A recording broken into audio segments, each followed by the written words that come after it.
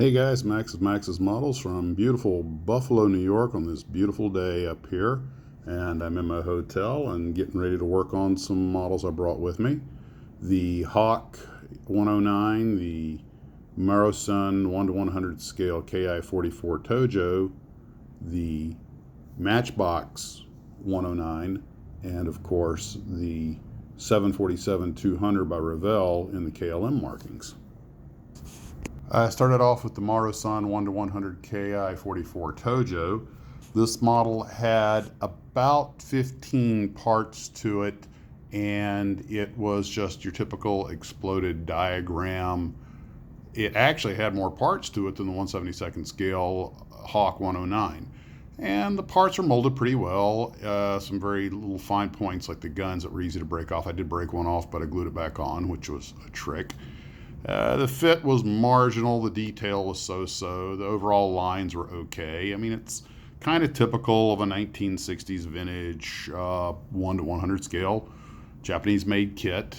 It did have gear doors, and you had the option of wheels up or wheels down, but there are no hollow wheel wells. You just glue the wheels in if you want them down with a solid underbelly, or you can, of course, not put the landing gear on, and the wheels will be up. They're basically a little one-piece stamped gear, and there's no pilot figure, but there is a seat, ironically, which has to be put down flush with the top of the fuselage or the canopy won't fit.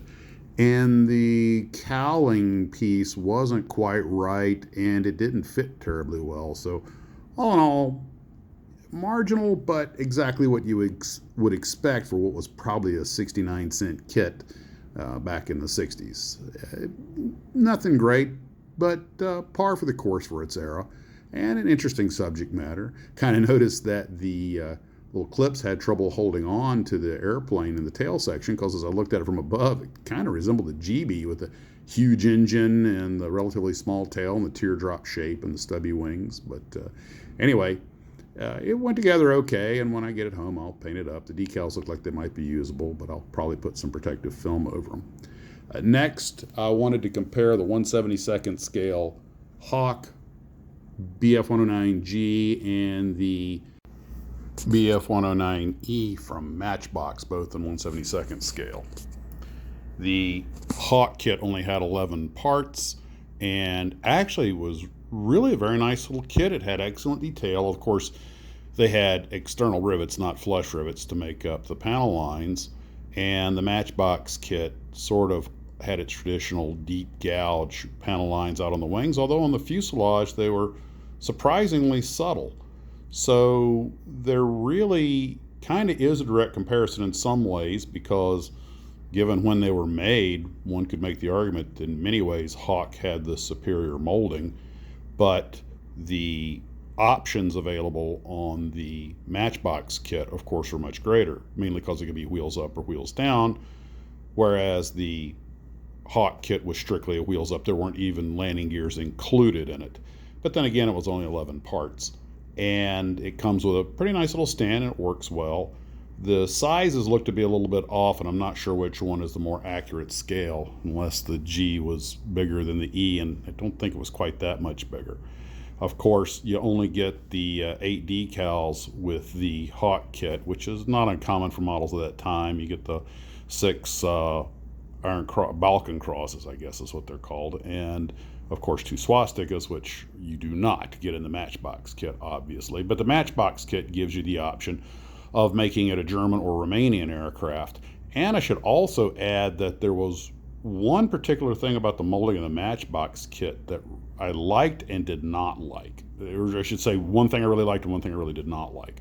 The thing I liked was the propeller assembly, which is 4 parts, actually has the design to assemble it, and you can paint it and everything before you put it in the airplane, whereas the old Hawk kit has the regular old stick with the cap on the end, so you have to put it together when you put the fuselage halves together. This means the propeller on the Matchbox kit can be fully detailed and pre-painted before you stick it on the airplane, which makes things a little easier.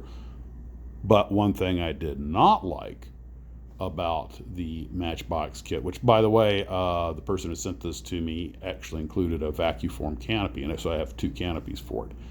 But the Matchbox kit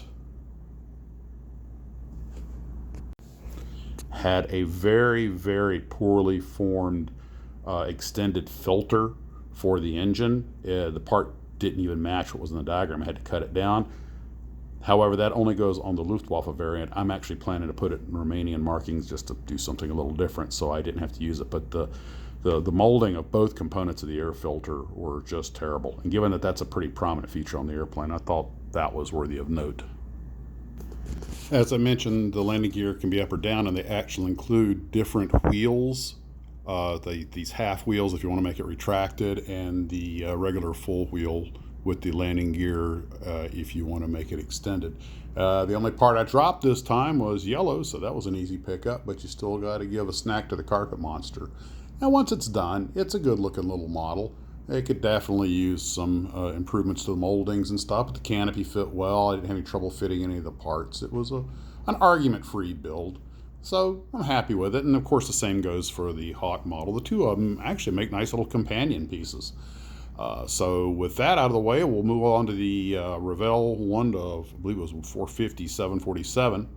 And very straightforward build, just the 2 halves, the 2 pieces to each wing, and the 2 tail pieces. So the bulk of the airplane's 8 parts, plus 2 halves to each engine.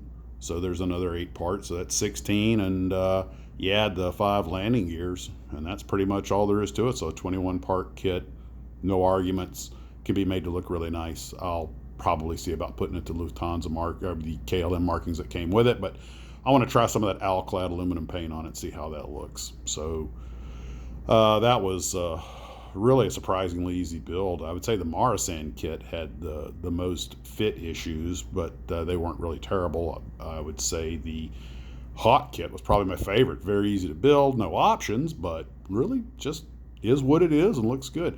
Oh, there is one little thing I forgot to mention, and that was when I was working on the 109E. It has the little struts on the landing gears, and unfortunately I had my tweezers with me. That was the most cantankerous thing, anything I had to do. Here I am building a 747, and it just went together without any arguments. Managed to only put 1 or 2 glue impression thumbprints on it. Little sandpaper, and everything was smooth right up. So I really had a good time building these. They all went together in just a few hours and kept me, in the room and out of trouble. So, which is just what a road build's supposed to do. So the 747, if you're going to put it on its wheels, it comes with a little stick to put in the back, to prop the nose up, a little tail stand. But if you put a slug or something in there, I'm sure it would sit on its nose without any argument. That's really all I got for this one. These were a lot of fun. The problem is that they didn't fit back in the boxes. I had to partially disassemble some of the models. I had tack glued a few things in place just in case, but I was able to get them tucked away fairly securely, with the exception of the Hawk 109, because the propeller was just too big to go into any of the boxes. So I tried to cobble things together in such a way that the propeller will be protected. Of course, since it's on a stand, I might put the little spinny props on it anyway, or perhaps a circular disc. So it is kind of odd that they give you a model with a fixed propeller, no acrylic disc, and only wheels up with a stand. But no, well, hey, it was the 60s. And when that kit came out, probably the 50s, right? Well, that's all I got for this one, guys. I hope you're having a great time. Take care of yourselves and model on.